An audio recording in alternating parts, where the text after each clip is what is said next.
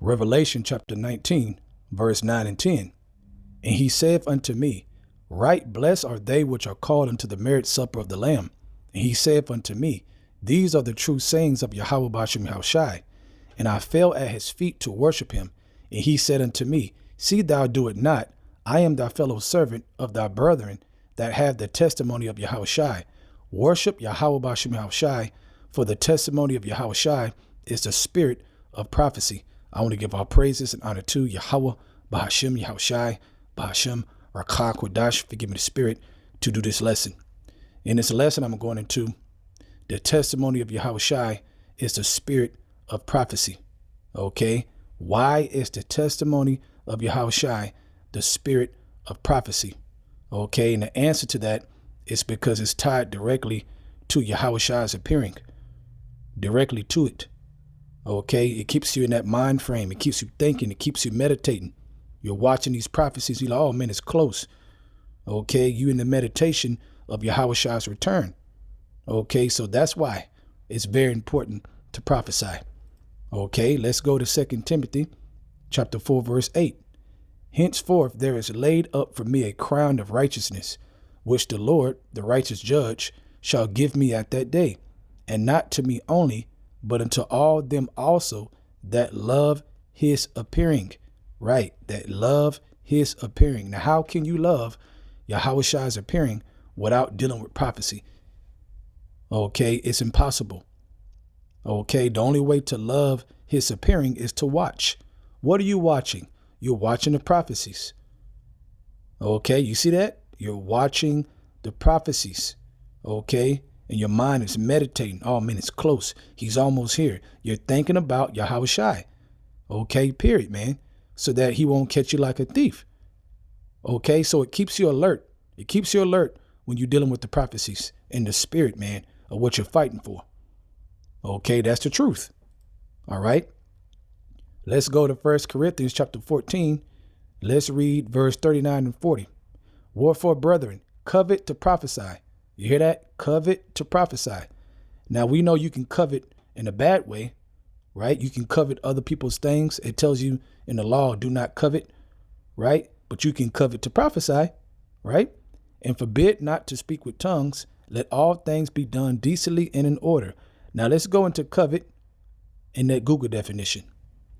It says yearn to possess or have something, right? Yearn to possess or have something. Okay, let's go into yearn. It says have an intense feeling or longing for something. Okay, you hear that? You're yearning for it. Why? Because you know it's tied to the kingdom of heaven being established. All these different things, these different prophecies have to come to pass first, okay, for YAHAWASHI to return to set up the kingdom of heaven.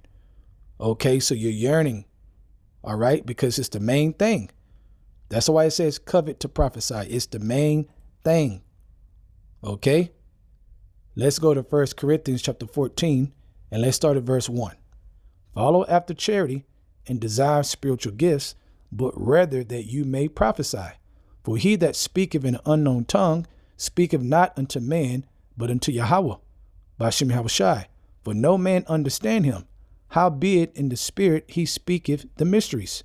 But he that prophesieth speak unto man to edification. Right. It's about edifying and exhortation and comfort. Okay. So prophets are exhorters. Okay. That's part of prophesying. I just read it. Verse 3. I read it again. But he that prophesieth speaketh unto man to edification and exhortation and comfort. Okay, so prophets are also exhorters. They will exhort you, okay, to do what? To watch, to get ready, to be prepared, okay, to survive the prophecies, okay, to be able to stand and have that faith, to be prepared, okay. When YAHAWASHI comes, shall he find faith on the earth, right? Okay, the spirit of prophecy, the testimony of YAHAWASHI is the spirit of prophecy because it's tied to his coming. I'm going to keep saying that.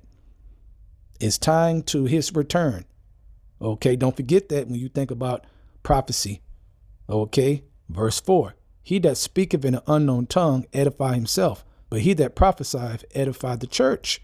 Right, you're breaking it down. what's going to happen. Okay, what to watch for. Okay, it's very, very edifying. Why?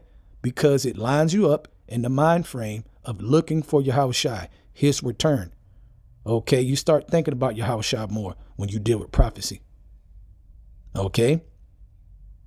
Verse 5, I would that you all spoke with tongues, but rather that you prophesy. For greater is he that prophesieth than he that speaketh with tongues. Right, different languages. Okay, you have some brothers who are heavy in the Hebrew. Okay, than other brothers. That's his gift. Right? It says, except he interpret, that the church may receive edification. Right. If they don't understand it, what you're saying, they're not going to be edified. Okay. Prophesying is the main thing. That is the main thing. Okay. There are different spiritual gifts, but prophesying is the main thing. Okay. Verse 6. Now, brethren, if I come unto you speaking with tongues, what shall I profit you, except I shall speak to you either by revelation or by knowledge or prophesying or by doctrine? Verse 7. And even things without life-giving sound, whether pipe or harp, except they give a distinction in the sounds, how shall it be known what is piped or harped? Right. Okay, you want to edify Jake. Okay, you want them to be edified to understand what you're saying. Okay, that's why prophesying is the main thing. Okay, you getting straight to it. There's no confusion. Well, I don't understand. Well, no. Okay, except you have an interpreter, right? Because everybody's not on the same level to understand what you're saying if you speak in different languages. Okay, every Jake is not an expert in the Hebrew. Okay, that's why we speak in English most of the time. All right, verse 8. For if the trumpet give an uncertain sound, who shall prepare himself to the battle? So likewise ye, except you utter by the tongue words easy to be understood, how shall it be known what is spoken? For you shall speak it into the air. There are, it may be, so many kinds of voices in the world, and none of them is without signification. Therefore, if I know not the meaning of the voice, I shall be unto him that speaketh a barbarian, and he that speaketh shall be a barbarian unto me. Even so ye, for as much as you are zealous of spiritual gifts, okay, seek that you may excel to the edification of the church. Let's read that again, verse 12. Even so ye, for as much as you are zealous of spiritual gifts, right? You want spiritual gifts in the spirit. There's different gifts, like I said. Seek that you may excel to the edifying of the church, right? Covet to prophesy. All right, going back to 1 Corinthians chapter 14, verse 39, I read that again.